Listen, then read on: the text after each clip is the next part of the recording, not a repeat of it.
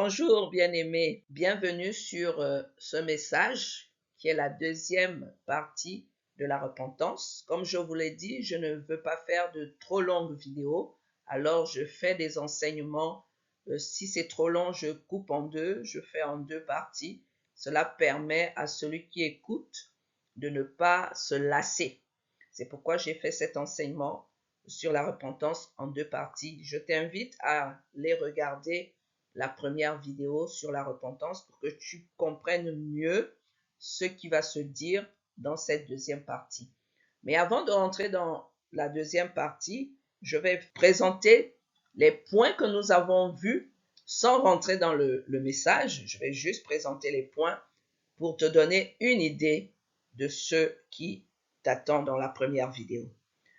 Dans notre première partie sur la repentance, nous avons donné la définition de la repentance. Nous avons défini qu'est-ce que la repentance.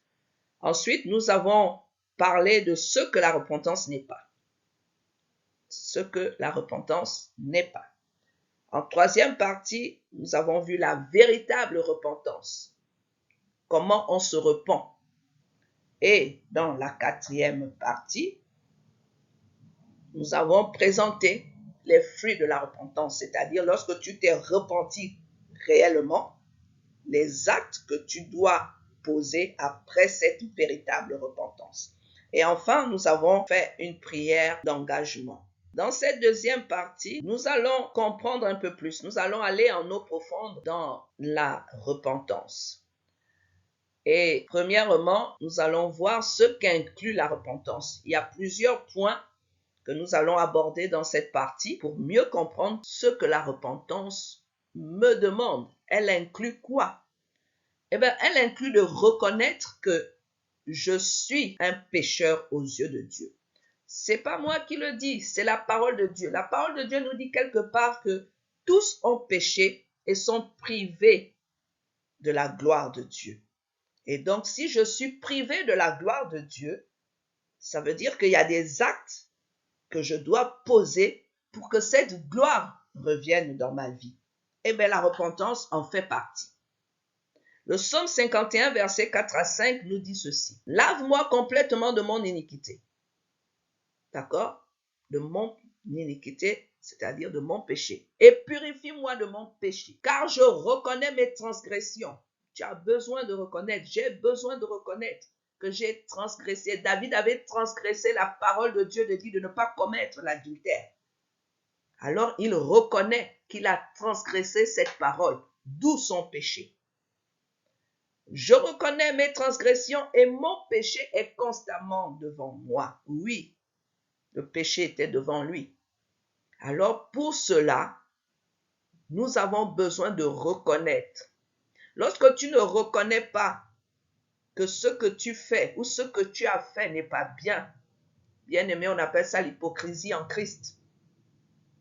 Lorsque tu sais que tu murmures, tu sais que tu critiques, tu juges ton prochain ou je ne sais qui, bien aimé, la parole de Dieu te le dit, tu le sais. Viens simplement auprès du Seigneur et repens-toi, demande pardon. Et comme David, demande d'être purifié de ton péché, d'être complètement lavé de ton iniquité. Ensuite, dans la reconnaissance que nous sommes des pécheurs, il faut que nous ayons ce sentiment de remords pour nos péchés. 2 Corinthiens 7, les versets 10 à 11. Je ne lirai pas tout, je vais lire le verset 10 et je vous laisse lire la suite. Le verset 10 me dit que, en effet, la tristesse selon Dieu produit une repentance à salut dont on ne se repent jamais, tandis que la tristesse du monde produit la mort. Qu'est-ce que ça veut dire simplement? Ça veut dire que lorsque tu reconnais, lorsque tu as ce sentiment que ce que je fais n'est pas bien, ou que j'ai ce remords sur le péché, la repentance que tu vas faire sauve ton âme. Alors que la repentance du monde ou la tristesse du monde va te produire la mort. Le salaire du péché, c'est la mort, mais le don gratuit de Dieu, c'est la vie éternelle. Ensuite, dans cette reconnaissance, lorsque nous reconnaissons que nous avons péché, ou que nous reconnaissons que nous avons transgressé la parole de Dieu, je l'ai expliqué dans ma première vidéo, ce qu'était le péché, nous devons abandonner sincèrement le péché pour suivre Dieu.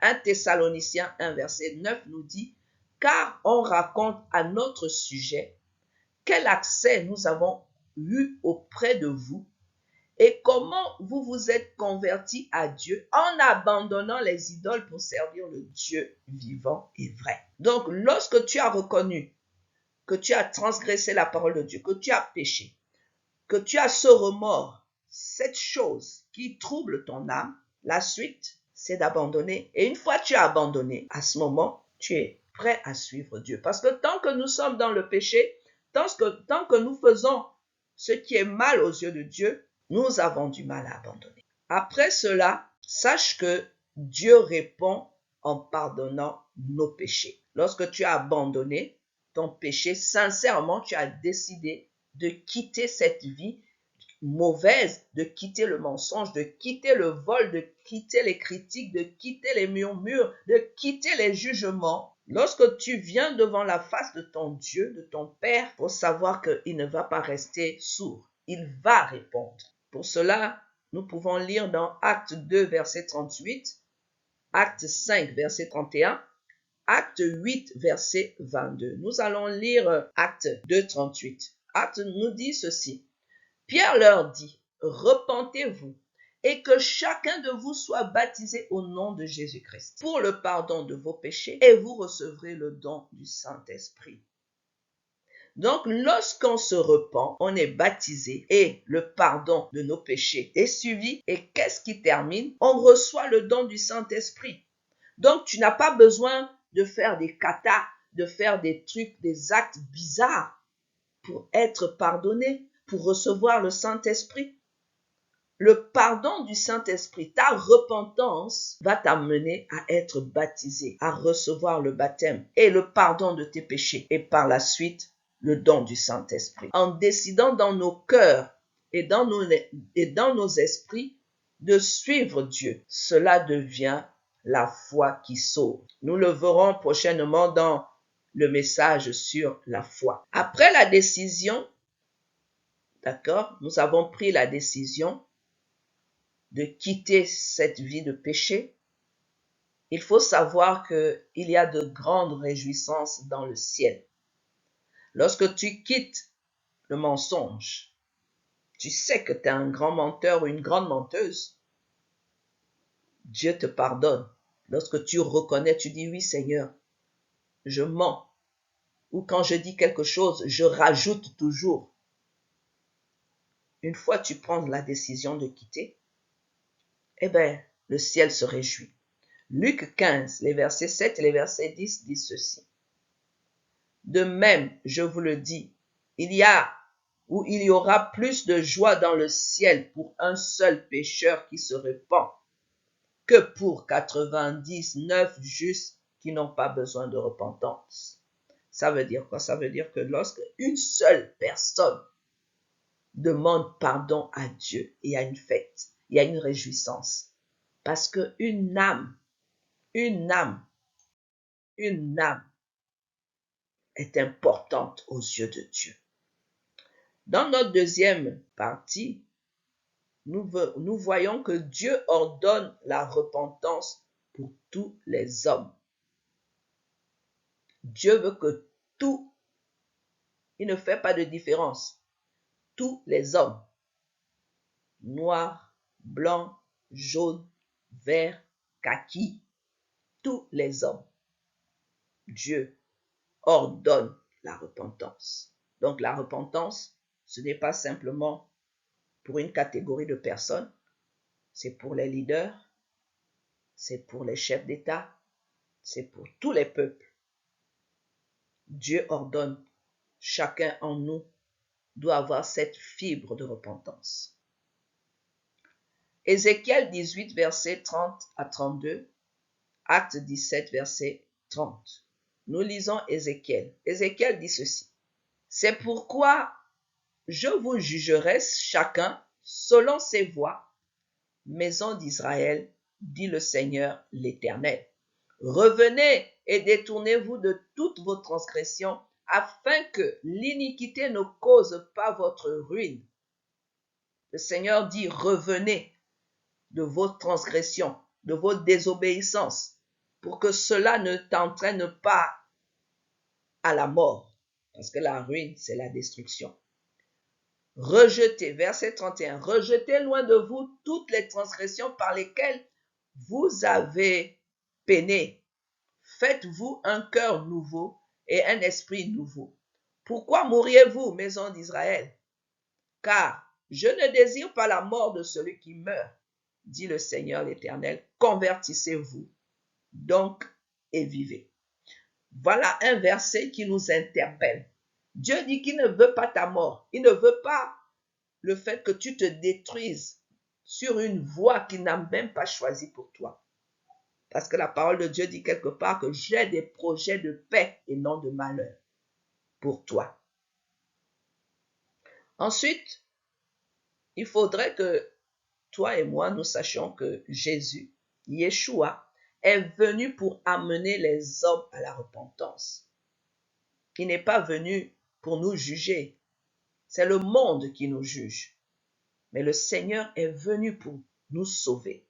Matthieu 9, 13. Je te laisse lire les autres livres, Marc 2, 7 et Luc 5, 32. Disent ceci. Allez et apprenez ce que signifie « Je prends plaisir à la miséricorde et non au sacrifice. Car je ne suis pas venu appeler des justes, mais des pécheurs. » Dieu n'est pas venu appeler des justes. Si tu es déjà juste, pourquoi tu veux qu'on te sauve encore? Tu es déjà dans la maison du Père. Mais celui-là qui n'est pas juste, celui-là qui est encore en train de peiner dans le mensonge, dans le vol, dans les meurtres, dans les crimes, c'est celui-là que Dieu est venu appeler. Il prend plaisir à la miséricorde. Pourquoi? Parce qu'il est dit quelque part, il est écrit que la miséricorde triomphe du jugement. Il y a un jugement sur nos vies, mais à cause de la miséricorde, le jugement n'a pas d'effet. Dans cette troisième partie de reconnaissance de ce qu'inclut la repentance, ceux qui ont prêché la repentance, nous allons voir maintenant dans notre petit C, ce que j'ai appelé petit C, nous avons vu le petit A déjà, le petit B. Dans notre petit C, nous allons voir les hommes de Dieu qui ont prêché sur la repentance. Les prophètes de la première alliance. Il y a eu des prophètes de la première alliance qui ont prêché sur la repentance. Joël 2,12, Osée 14,2. Joël dit, maintenant encore, dit l'Éternel, revenez à moi de tout votre cœur, avec des jeûnes, avec des pleurs et des lamentations. Des lamentations, c'est une forme de repentance. Des pleurs, c'est une forme de repentance. Le jeûne, tu humilies ton cœur, c'est une forme de repentance. Nous connaissons Jean le Baptiste, celui qui prêchait dans le désert, qui était habillé bizarrement.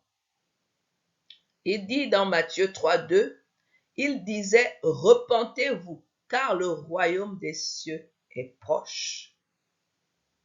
Et je pense qu'aujourd'hui, avec tout ce que nous voyons, même si ce n'est pas encore la fin, mais nous sommes sur la voie de la fin, ce message est le bienvenu. Repentons-nous, car le royaume des cieux est proche. Repentons-nous. Il n'y a rien à dire sur ce verset. Les temps sont mauvais. Donc la seule chose à faire est de se repentir de ses péchés, de ses transgressions. Jésus fait partie de ceux qui ont prêché la repentance par excellence. Matthieu 4, 17.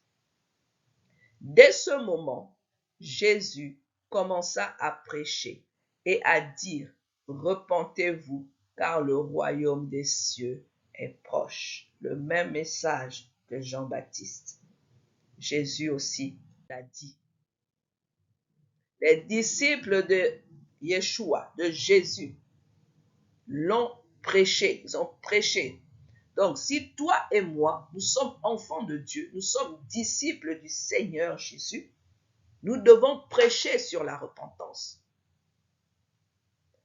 Luc 24, 46 à 47. Et il leur dit, ainsi il est écrit que le Christ souffrirait et qu'il ressusciterait des morts.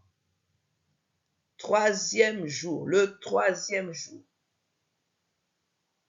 Ainsi il est écrit que le Christ souffrirait et qu'il ressusciterait des morts le troisième jour. Et que la repentance et le pardon des péchés seraient prêchés en son nom. Le Christ est ressuscité, n'est-ce pas? Ça fait plus de 2000 ans, que sais-je, je n'étais même pas né. Je ne savais pas que cette parole existait jusqu'à ce que je la prêche, jusqu'à ce que j'enseigne sur cette parole. Il dit, le pardon des péchés serait prêché en son nom à toutes les nations, à commencer par Jérusalem. Donc, à Jérusalem, on doit prêcher la repentance. Il faut qu'on prêche. C'est le bon moment de le prêcher. Pierre a discouru sur la repentance. Dans le livre de Actes chapitre 2, verset 38 et Actes chapitre 3, verset 19, nous lisons le verset 38. Pierre leur dit, repentez-vous et que chacun de vous soit baptisé au nom de Jésus-Christ pour le pardon de vos péchés et vous recevrez le don du Saint-Esprit. C'est clair, la repentance t'amène à être baptisé. Une fois que tu t'es repenti, tu dois demander le baptême en Jésus et tu reçois le pardon de tes péchés à ce moment. Et ensuite, tu es rempli du Saint-Esprit. Paul, nous connaissons Paul, Saul de Tarse. Lui aussi, il a parlé de la repentance dans le livre de Actes chapitre 17, versets 30 à 31. Dieu sans tenir compte des temps d'ignorance. J'ai parlé de ce verset dans la première partie. Dieu ne tient plus compte de nos temps d'ignorance actuellement. Il annonce maintenant à tous les hommes qui sont dans tous les lieux qu'ils aient à se repentir. C'est pourquoi ce message te trouvera. Dieu est en train de te dire, toi qui écoutes ce message, que le temps de te repentir est arrivé. Parce qu'il y a un jour qui est fixé où Dieu jugera le monde, où Dieu jugera les hommes. Dans notre petit dé, nous allons parler de la repentance et ses changements. C'est-à-dire que nous allons présenter les éléments qui vont impliquer le changement dans ton mode de repentance, autant pour moi. La première chose, le premier changement qui survient, c'est le changement de notre pensée. C'est pourquoi la Bible dit quelque part que tu aimeras l'Éternel ton Dieu de tout ton cœur, de toute ta pensée. Il faut que tu changes ta mentalité, si je peux le dire de manière terre à terre. Matthieu 21, 28 à 29. Que vous ensemble, un homme avait 2 fils et s'adressa au premier. Il dit, mon enfant, va travailler aujourd'hui dans ma vigne. Il répondit, je ne veux pas. Ensuite, il se repentit et il alla. Il a changé. Premièrement, il ne voulait pas. Il ne voulait vraiment pas. Et certainement, il est rentré au-dedans de lui. Beaucoup d'entre nous sommes comme ça. Dieu nous appelle. Et on dit non. Moi, personnellement, j'avais refusé le ministère. J'ai dit, j'en veux pas. Et après, je me suis repenti. Et j'ai accepté. Et aujourd'hui, je sers le Seigneur depuis des dizaines d'années. Et ce jeune homme qui avait refusé d'aller servir son père s'est repenti. Il s'est repenti et il alla. Beaucoup d'enfants sont comme ça. Quand leurs parents leur disent de faire des choses à la maison, ils refusent. Ils sont devenus les parents. Nous sommes devenus les enfants.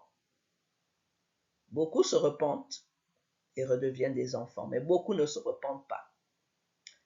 Et j'aimerais vous dire, vous, enfants, la Bible dit, honore ton père et ta mère. C'est le seul commandement qui a une bénédiction. Et il dit après, pour que tu aies des jours heureux sur la terre. Deuxième changement qui vient à la suite de la repentance, le changement de notre cœur. Notre cœur se transforme à chaque fois qu'on sait se repentir. Parce que la repentance brise ce qu'on appelle l'orgueil. Lorsqu'on ne se repent pas, on est rempli d'orgueil et d'ego. Lorsqu'on ne sait pas se repentir, l'orgueil prend de l'ampleur et l'ego se fortifie. 2 Corinthiens 7, versets 9 à 10 dit ceci. Je me réjouis à cette heure, non pas de ce que vous avez été attristés, mais de ce que votre tristesse vous a apporté à la repentance. Car vous avez été attristés selon Dieu, afin de ne recevoir de notre part aucun dommage. En effet, la tristesse selon Dieu produit une repentance à salut dont on ne se repent jamais, tandis que la tristesse du monde produit la mort. J'ai parlé de ce verset déjà un peu plus haut. Le changement de cœur. Lorsqu'on est attristé parce qu'on sait que ce qu'on a fait n'est pas bien, on se repent. L'orgueil ne s'installe pas. L'ego ne se fortifie pas. On rentre dans un changement de cœur. Parce que l'orgueil, c'est dans le cœur. C'est pourquoi Dieu te demande de l'aimer de tout ton cœur. Pour t'éviter justement d'être vomi. Parce qu'il dit, il rejette les orgueilleux. Il est vomi, il n'en a pas besoin. Un autre changement. Le changement de notre volonté. Lorsque nous sommes dans le processus de repentance. Lorsque nous sommes dans la repentance continuellement. Ta volonté change. Luc 15, 18, 20. Je me lèverai, j'irai vers mon Père et je lui dirai, mon Père, j'ai péché contre toi, contre mon Dieu et contre toi. Changement de volonté. J'irai vers mon Père. Lorsque tu as constaté que tu as désobéi à Dieu, que tu désobéis à tes parents, la seule chose est de te repentir. Et après, tu changes d'attitude. Tu deviens obéissant. Si on te demande de faire telle chose à la maison, fais-le. On te demande de faire la vaisselle, fais la vaisselle. Sortir les poubelles. Dieu te demande de méditer la parole, médite. Dieu te demande de lire la Bible régulièrement, fais-le. De prier, de jeûner. Sors de la résistance. Sors de la rébellion. Change de volonté. Change de comportement. Dans notre petit E, nous enchaînons avec la repentance s'associe avec les choses suivantes, c'est-à-dire ce qui suit la repentance. La première chose qui suit la repentance est la conviction du péché. Acte 2, 37 à 38. Après avoir entendu ce discours, ils eurent le cœur vivement touché et ils dirent à Pierre et aux autres apôtres, hommes, frères, que ferons-nous? Pierre leur dit, repentez-vous et que chacun de vous soit baptisé au nom de Jésus pour le pardon de vos péchés et vous recevrez le don du Saint-Esprit. Nous l'avons déjà lu.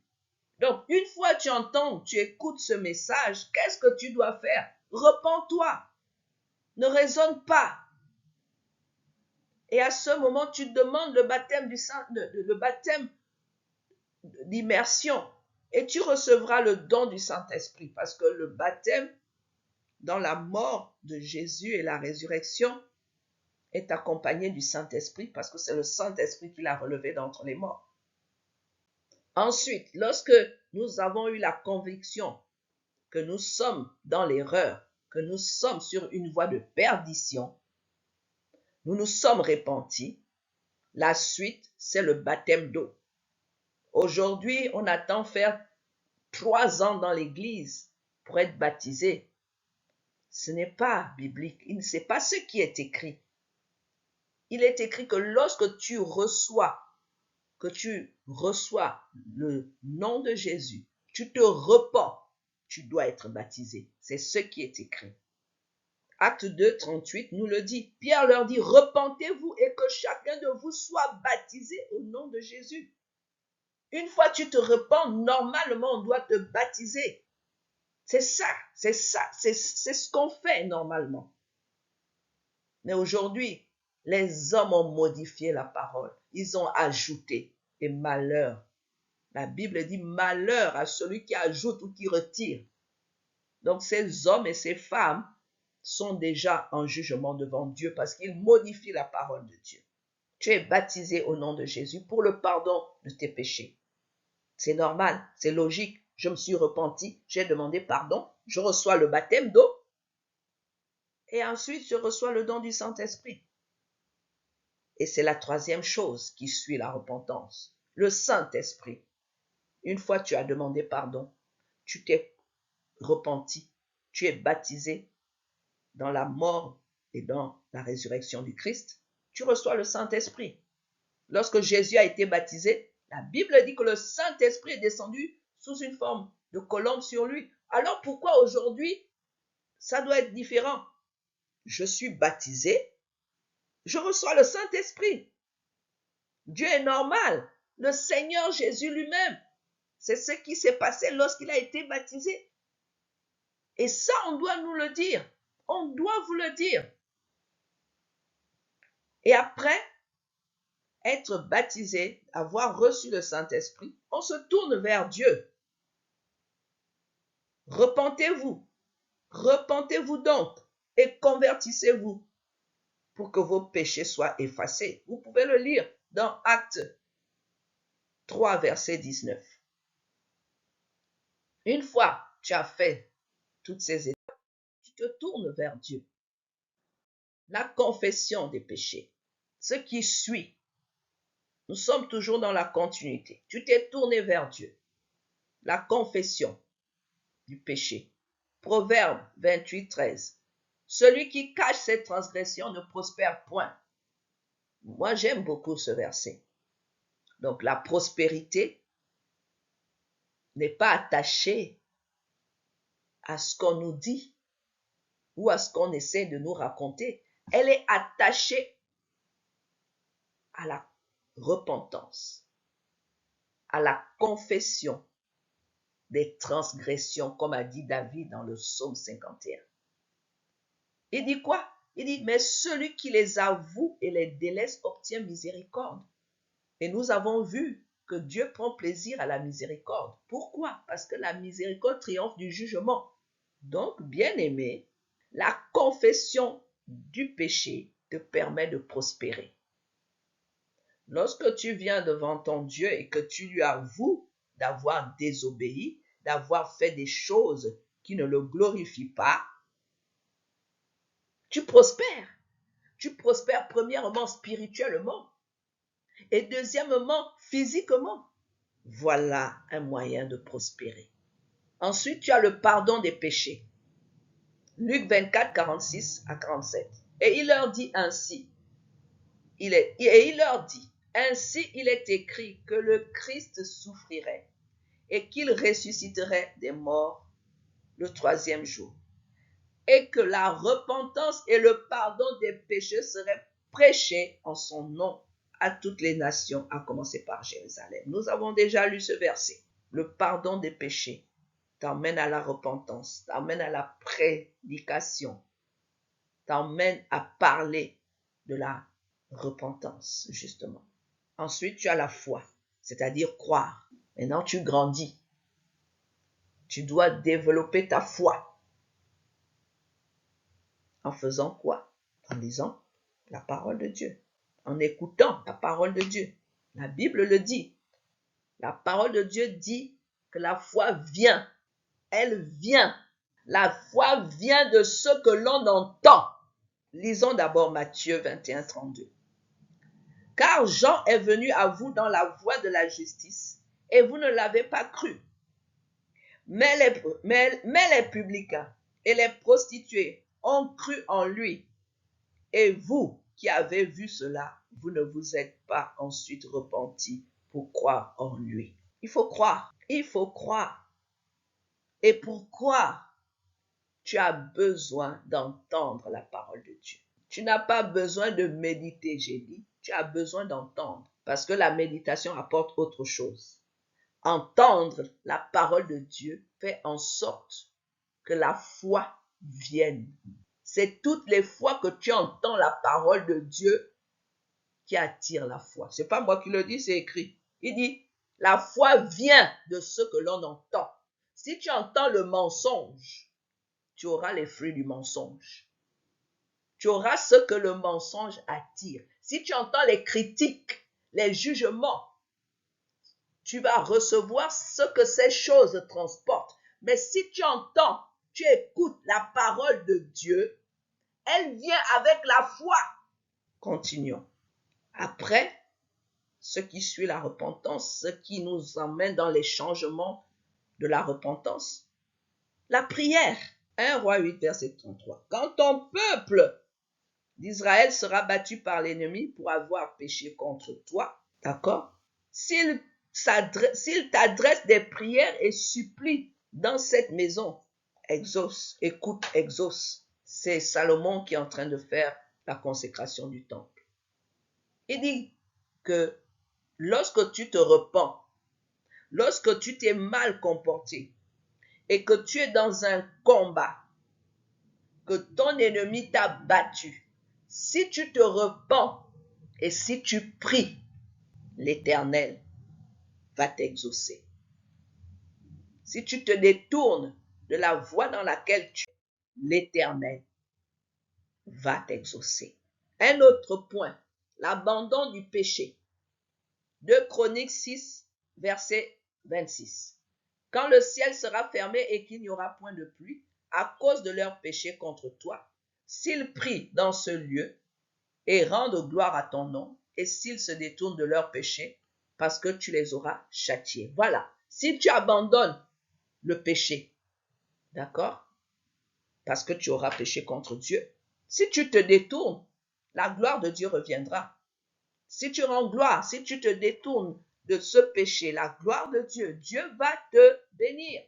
Si tu n'abandonnes pas, le ciel sera fermé. Peut-être que ton ciel est fermé à cause du péché dans lequel tu es, à cause de la vie que tu mènes.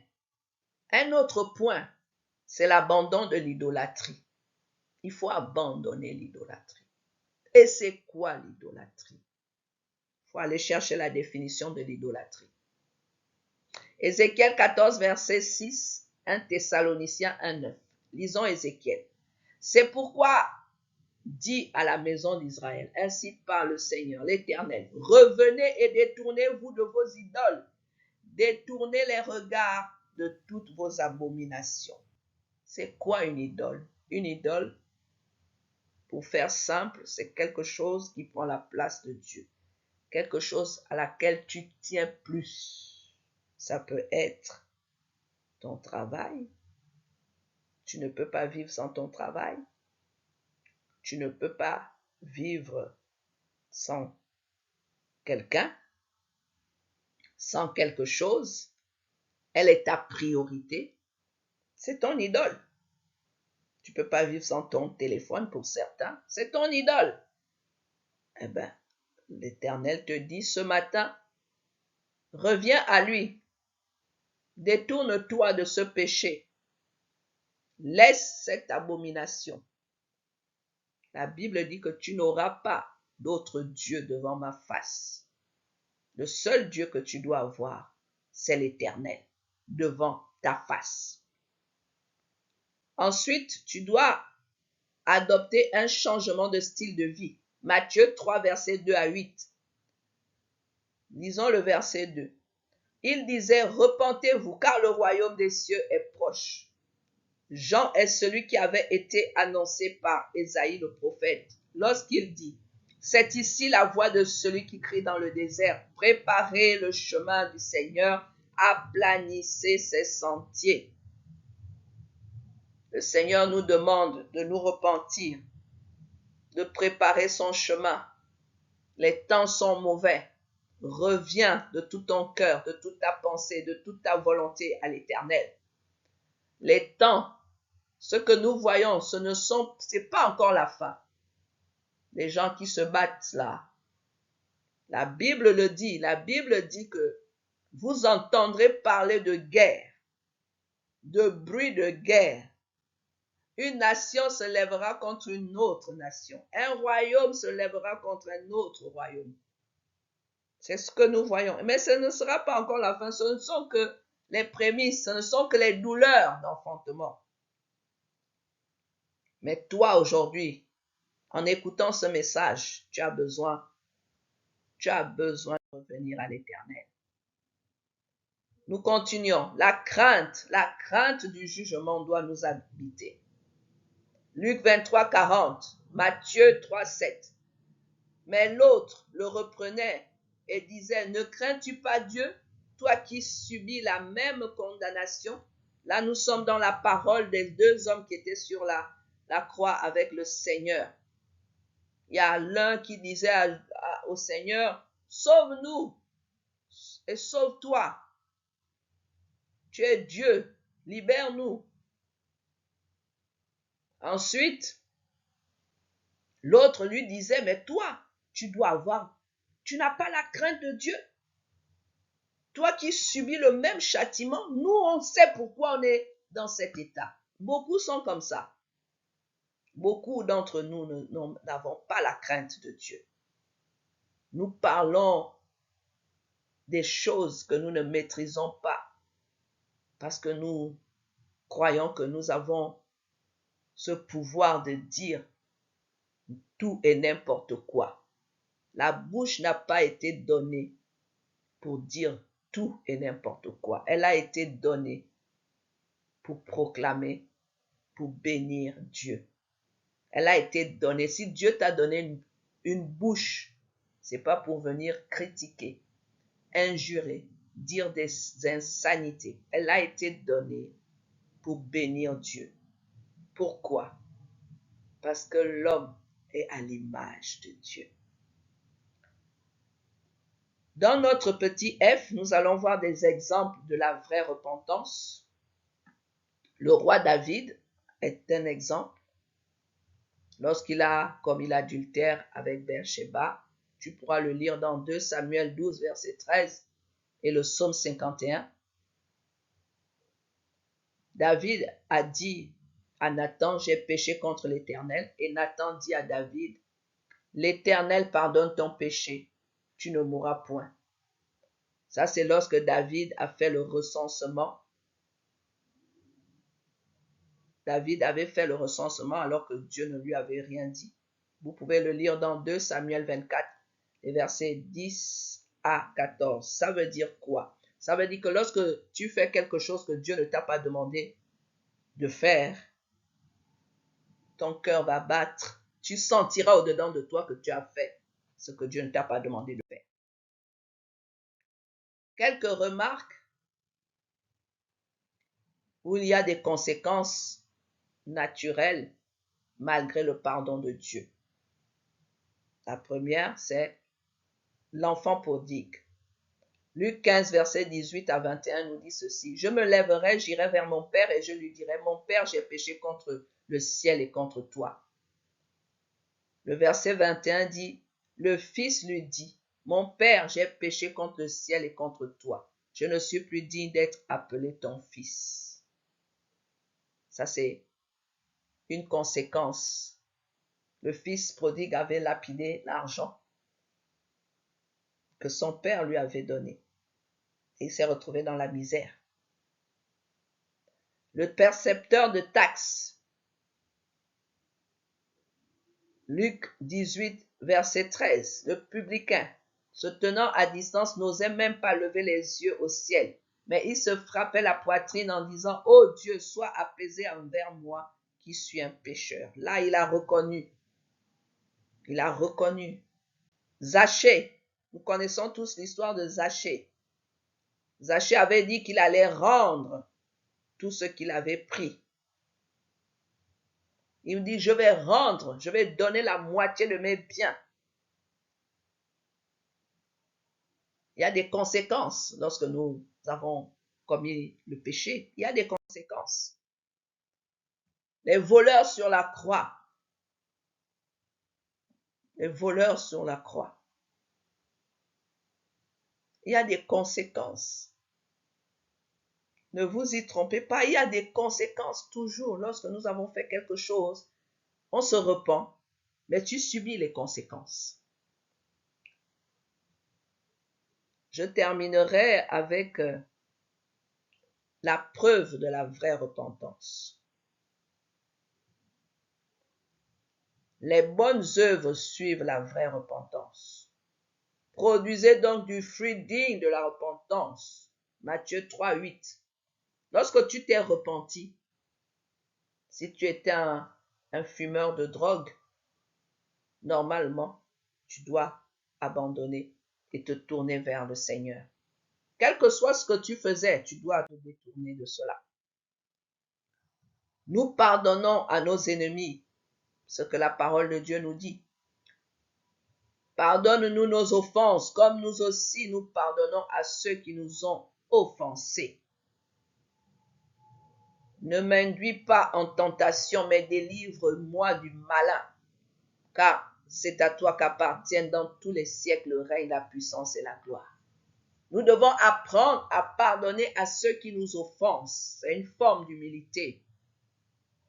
Un autre point, nous ne retournons ni ne regardons en arrière. Lorsque tu t'es repenti, que tu as abandonné, on ne repart pas à ce qu'on a vomi. Luc 9, 62. Jésus lui répondit, quiconque met la main à la charrue et regarde en arrière n'est pas propre au royaume de Dieu. Donc, une fois tu te repens, tu délaisses et tu avances. Le Seigneur se charge de cela. La restitution. Nous l'avons vu avec Zachée. C'est l'histoire de Zachée. Luc 19, 2, 10. Zachée a dit, j'ai fait du tort. Lorsqu'il s'est repenti, il a reconnu qu'il a fait du tort. Et pour cela, il va dédommager toutes les personnes à qui il a fait du tort. Il va dédommager les personnes en fait qu'il avait escroquées. Si tu sais que tu es un escroc, tu es un Zachée, il faut dédommager ces personnes que tu as escroquées. Quelques exemples des repentances inefficaces ou fausses. Le pharaon d'Égypte, il a eu une crainte immédiate, mais il ne s'est jamais repenti. Vous pouvez le lire dans Exode 9, les versets 27 et 35. Pharaon fit appeler Moïse et Aaron et leur dit, cette fois, j'ai péché, c'est l'Éternel qui est le juste, et moi et mon peuple, nous sommes les coupables. C'est tout ce qu'il a dit. Mais il n'a pas dit, je demande pardon. Le cœur de Pharaon s'endurcit, verset 35. Le même chapitre. Hein. Celui qui a dit, oui, je reconnais en fait ce que j'ai fait, ce n'est pas bien. Oui, c'est Dieu qui est juste, moi je suis mauvais. Le même Pharaon, la Bible dit que son cœur s'endurcit et il ne laissa point aller les enfants d'Israël selon ce que l'Éternel avait dit par l'intermédiaire de Moïse. S'il s'était repenti, il allait dire, ok, d'accord, je vous laisse partir.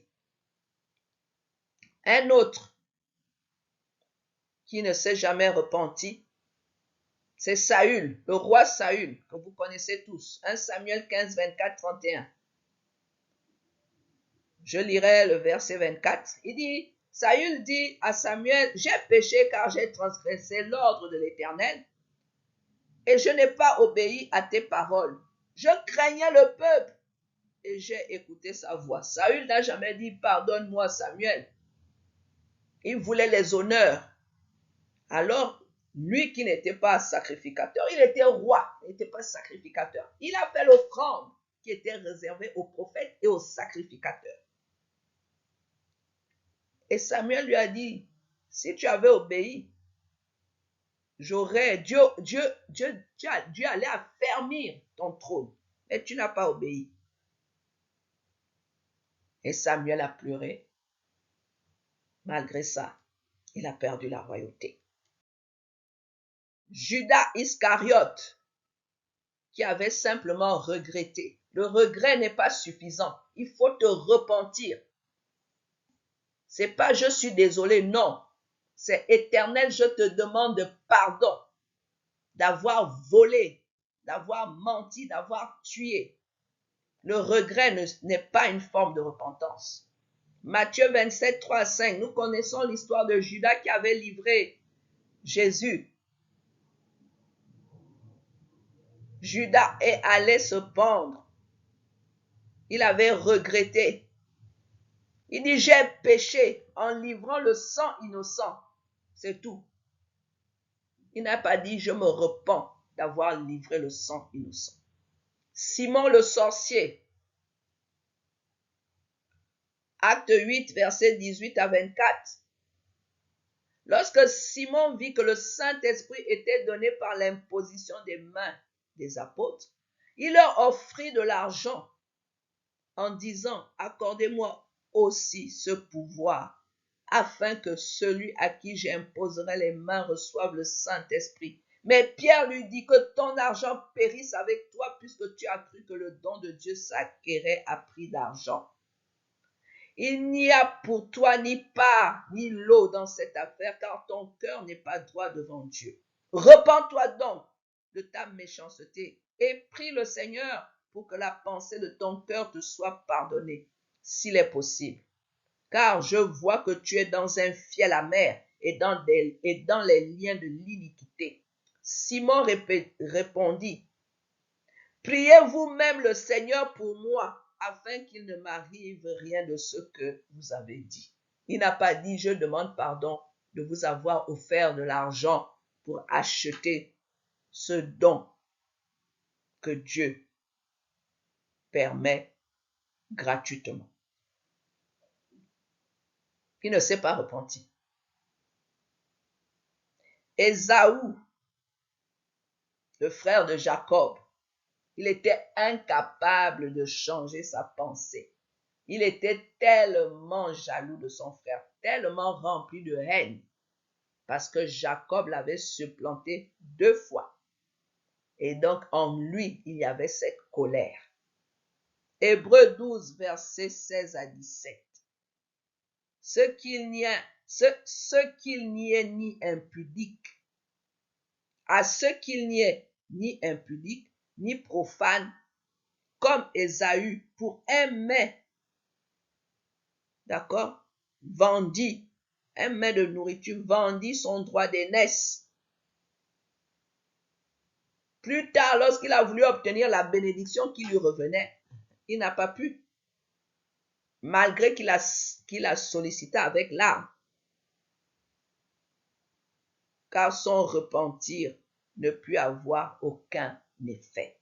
Bien-aimés, voici ce que le message de la repentance nous enseigne. Je terminerai avec ce verset en disant, l'humilité précède la gloire. Le repentir précède l'élévation. Si tu apprends à te repentir, alors sache que Dieu, qui verra ton cœur, il ne verra pas les paroles de tes lèvres, il verra ton cœur. Et il permettra que tu sois élevé. Soyez bénis, j'espère que ce message vous apportera encore un peu plus d'affermissement et de foi. Que le nom de notre Seigneur soit glorifié. Amen.